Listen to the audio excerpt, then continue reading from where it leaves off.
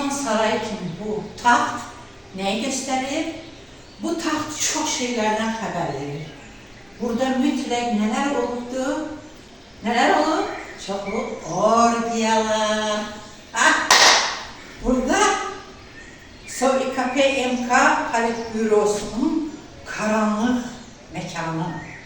Siz bazen düşünürsünüz ki bir insan çok galstuklu, kostyumlu, ütülü, her şeyi yapıyor ama öyle insanların karanlık tərəfləri bak bu cür qərib olur. Azca insanı başkasının intim hayatına girmeyi. Onu gördük gizli bir kuytu yerde SOİKPMK Politbürolar gizlettiler öz karanlık dünyalarını. Böylelikle biz neye baktık? Biz Sovyet Komünist Partiyası'nın Topkapı Sultan Sarayı'nın bir numunesine. Yani bu bir nemedir. Görün her yerde bunlardan ne kadar var. 3 il öncə mənim keçmiş şagirdlərimdən olan gənc bir qadın məni bir balıq yerinə dəvət etdi. Biz balığı yeyəndən sonra dedi ki, yaxında maraqlı bir bina var, gedək ora baxmağa. Mənim də belə şeylərdən xoşum gəlir və gəldik binaya baxmağa. Binanı 3 il əvvəl gördüm, amma 3 il sonra yenə getdim və həmin binanı çəkdim. Bina kənardan elə bil ərəb ölkələrindəki otelləri xatırlatdı. Daha sonra Xan Sarayını oxşatdım. Amma binanın içinə girən kimi məni bir koku vurdu deyək. Yəni hansı koku?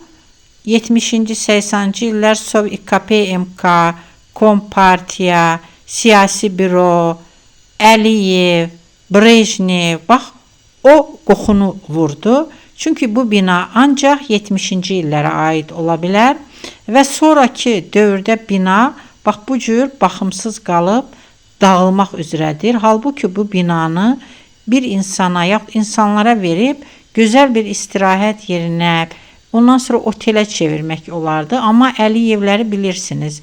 Əliyevlər ancaq özləri yeməlidir və əgər bir insan öz başına adi bir şey, bir iş qurursa, oradan o adam xeyir tapırsa, gedib ona əl qoymasalar, ürəkləri partlayar.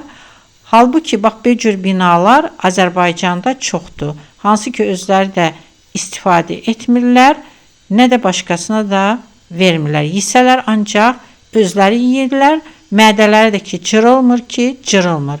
Gördüyünüz kimi bina, yəni o dövrdə Allah bilir buna nə qədər pul xərclənibdir.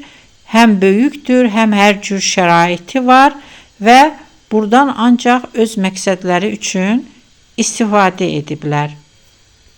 Mənim o şagirdim isə elə düşünür ki, bu binanı tenderə qoyub özü başqa insanlara versələr, onlar burada nələr edərlər. Halbuki tenderdə ancaq özlərinə və özlərinə yaxın insanlara verilir.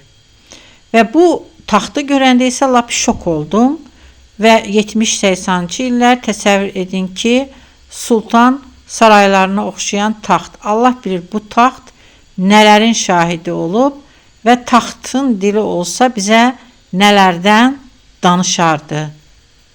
Bax belə əzizlərim, o Sovet dövründə də, indi də müstəqillik dediyimiz vaxtda da Əliyevlər bu ölkəni öz malları kimi, öz mülkləri kimi istifadə etməkdə davam edirlər. Sizcə bunun günahı kimdədir? Almaniyada çəkdiyim evlərdən üçünü və onların tarixini yaxından göstərirəm sizlərə.